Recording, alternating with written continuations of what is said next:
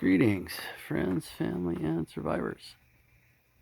Well, those panels are making power, and that's a good thing. Just now. And I do not have a back. Oh, I'm ready to lie down right here.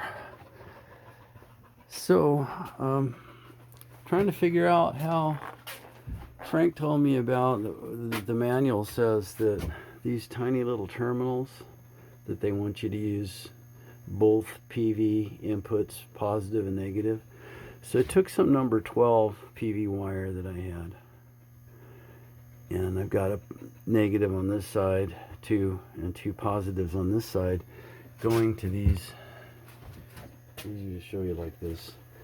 Going to these guys. I had a whole bunch of them from some old Renogy kits that I started out with, and a bunch of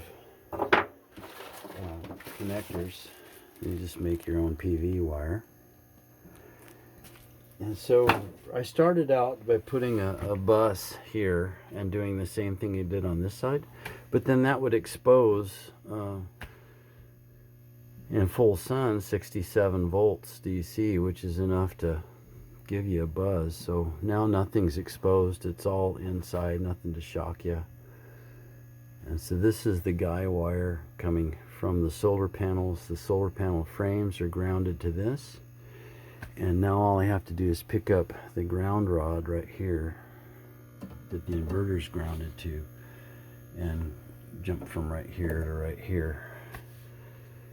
And yes, that is a matter of debate, and when you figure out the point of entry on a battery bank system as per NEC, it can go by both ways depending on how you read it, and the inspectors can't give you the answer either without contradicting themselves, because the NEC on the grounding on a DC system for dual point of entry, in other words, do we ground the negative side of a battery bank or not?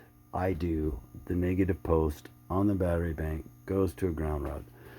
But then the answer is, does that transfer, the question is, does that transfer that ground through your inverter that's powering the house, and do you have a dual point of entry when you do it that way? You guys that know, whatever. Half of us do it one way, half of us do it the other way. I do not have any lightning protection on this at this point. Probably put a cabinet over the front of this thing. There isn't anything here that can shock you. The only voltage is the nominal battery voltage, which right now is what?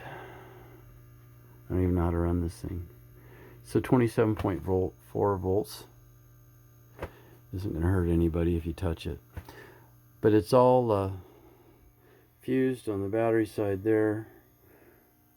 It's got an emergency high amperage switch here. The solar coming in is fused with the appropriate DC breakers and fuse going to the battery from the charge controller.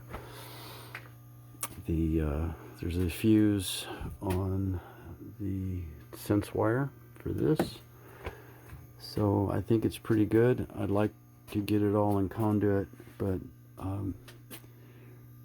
right now this is what we can do.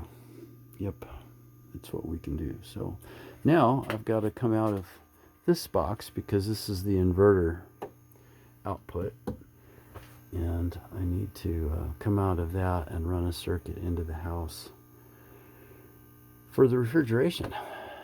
Yeah. So that's next, but not today.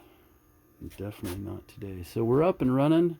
These batteries been here, I guess going into their third year, and I try to come up and put a heater on them. I keep a heater out here, a little electric heater here, and I plug that oil heater in.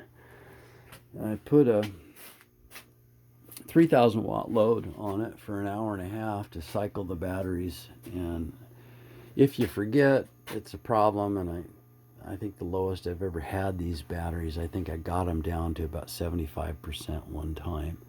But through the snowstorms,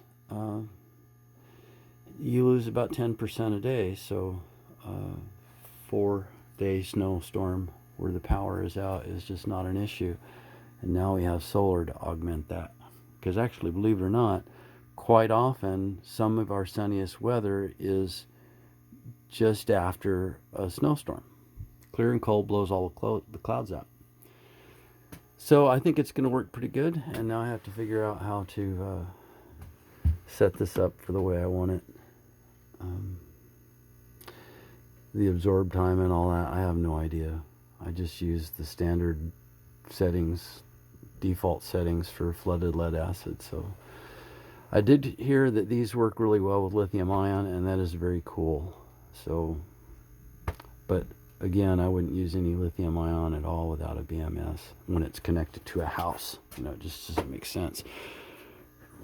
For that fact, you want to make sure you're venting well all of your gases that you're making in your flooded lead acid too. And as you can see, this room is got two openings. There's no doors. It just blows right out. So the last step of this, I know I'm rambling, is, I've said it before, I need to get a regulator and kit for the big Yamaha, so it runs off the 250 gallon propane tank. So a dual fuel kit for this is $300, so we're gonna have to sell some lumber to finance that part. This thing is a beast. It is an amazing amount of power, but man, does it suck down the fuel. Yeah, that's one of the primary reasons for putting solar in here at this backup solar system. So, yep, that's where that's at. All right, folks, have a blessed day.